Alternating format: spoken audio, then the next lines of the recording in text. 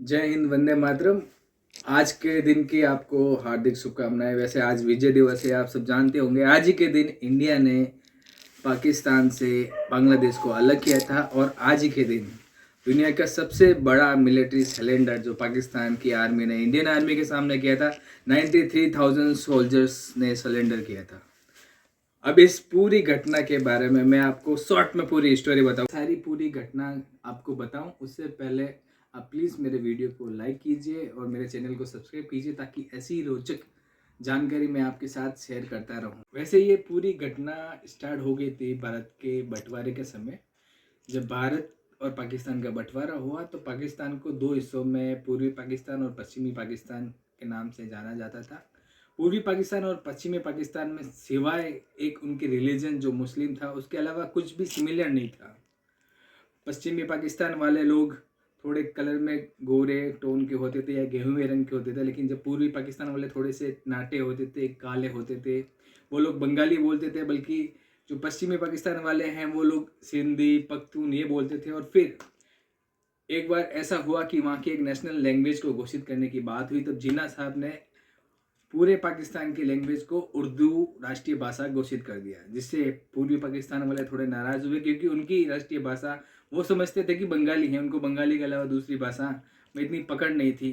और पूर्वी पाकिस्तान में उर्दू इसलिए घोषित किया गया क्योंकि भारत के उत्तर प्रदेश, बिहार और इन एरिया से जो ज़्यादा मुसलमान यहाँ से गए थे पाकिस्तान में मिलने के लिए, वो सारे जाके पश्चिमी पाकिस्तान में रह गए।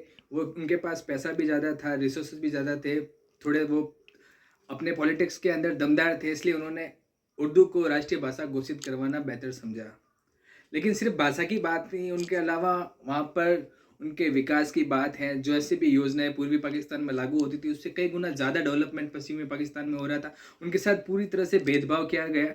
और इस भेदभाव का सबसे बड़ा माइलस्टोन उस समय हुआ जब 1970 के इलेक्शन हुए। उस समय मुख्य दो पार्टियां इलेक्शन लड़ रही थी। एक थी अवामी लीग, जो मुजीबुर रहमान की पार्टी थी, जो पूर्वी पाकिस्तान से थी। और दूसरी पार्टी थी पाकिस्तान पीपल पार्टी, जो उस समय के पाकिस्तान के मशहूर लीडर जुल्फिकार भुट्टो की पार्टी थी। अब इस इलेक्शन में एक बहुत बड़ा उलटफेर हो गया। मुजीबुर रहमान की पार्टी जीत गई, जो बांग्लादेश से बिलोंग करते थे, और पाकिस्तान पीपल पार्टी हार गई।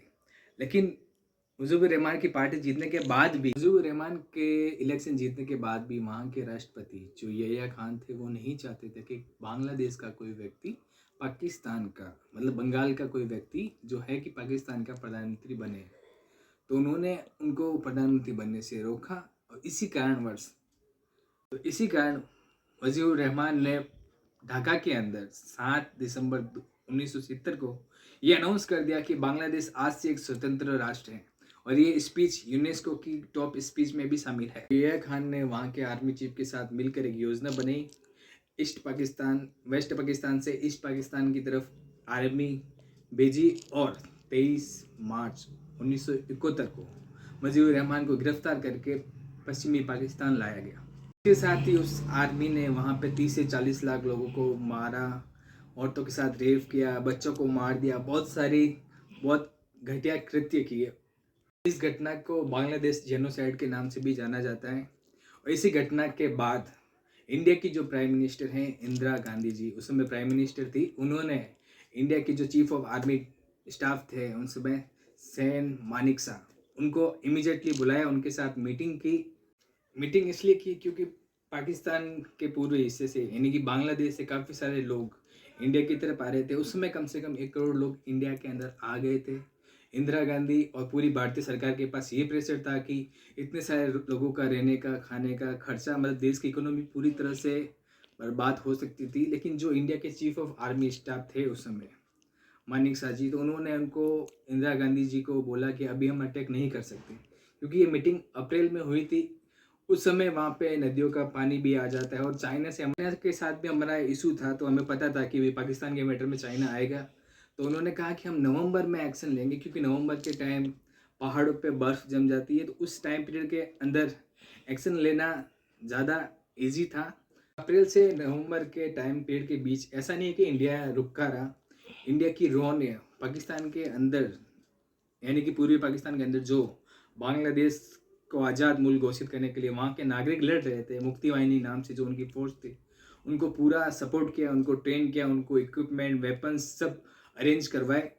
इसके बाद पाकिस्तान एयरफोर्स ने इंडिया के ऊपर अटैक कर दिया और उससे इंडिया को एक बेनिफिट हुआ कि इंटरनेशनल कम्युनिटी में इंडिया ये बोल सकता था कि भाई हमने अटैक नहीं किया, पाकिस्तान ने अटैक किया, अब हम उसके जवाबी कार्रवाई कर रहे हैं। तो 4 दिसंबर 1971 को पाकिस्तान ने इंडिया के जो वेस्ट एरिया है वहाँ पर हमला किया 4000 सोल्जर प्लस अपने टैंक और आर्टिलरी के साथ। वहाँ पे सिर्फ 120 सोल्जर्स थे, तो मेजर चांदपुरी वहाँ पे मौजूद। बैटल को बैटल ऑफ लोंगेवाला के नाम से जाना जाता है। पूरी रात 120 सोल्जर्स ने इतनी स्मार्टनेस तरीके से 4000 सोल्जर्स को रोक के रखा और सुबह होते ही इंडियन एयरफोर्स ने उन पर अटैक कर दिया।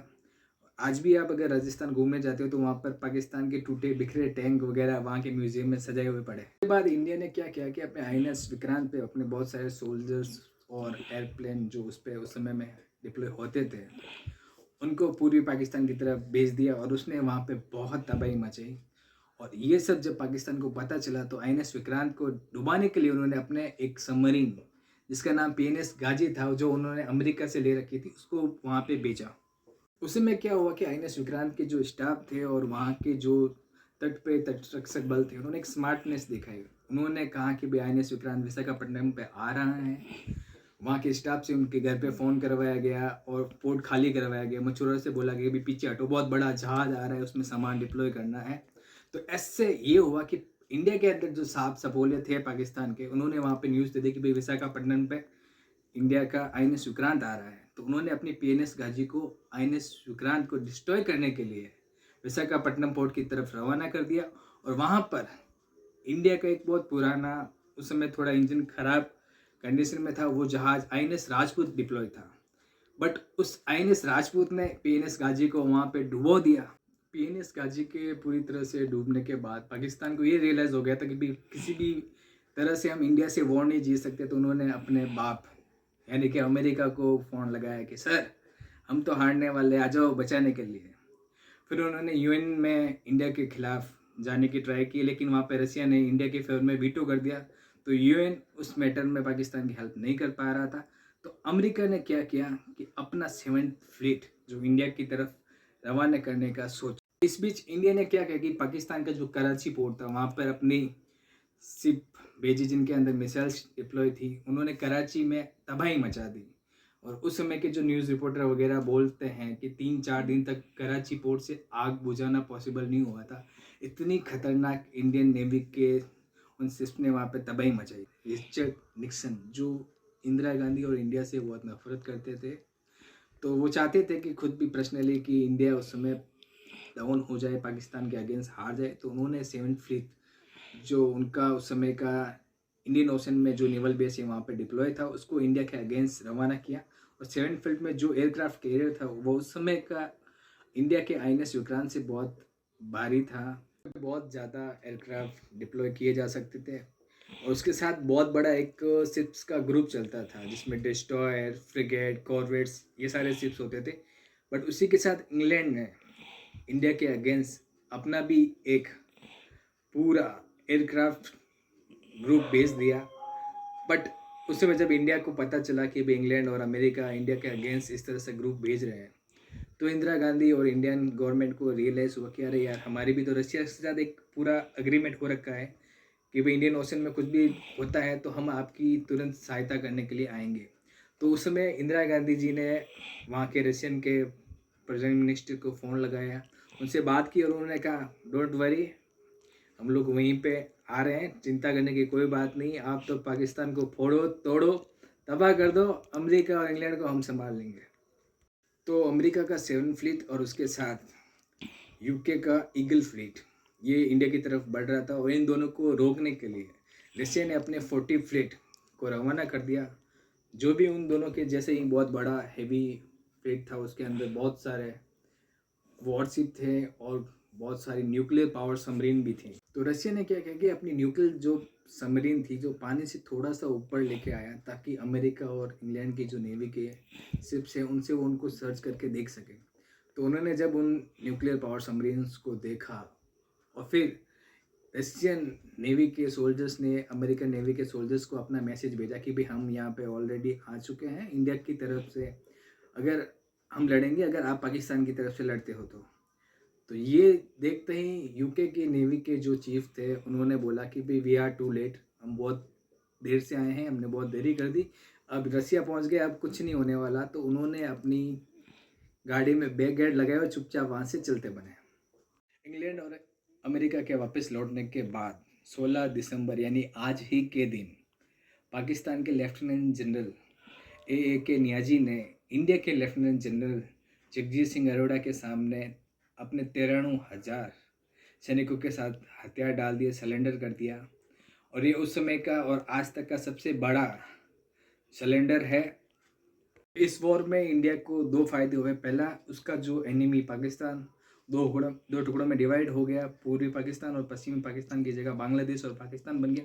और दूसरा, इंडिया को इस वॉर से एक बहुत बड़ा ट्रू फ्रेंड्स रशिया के रूप में मिला।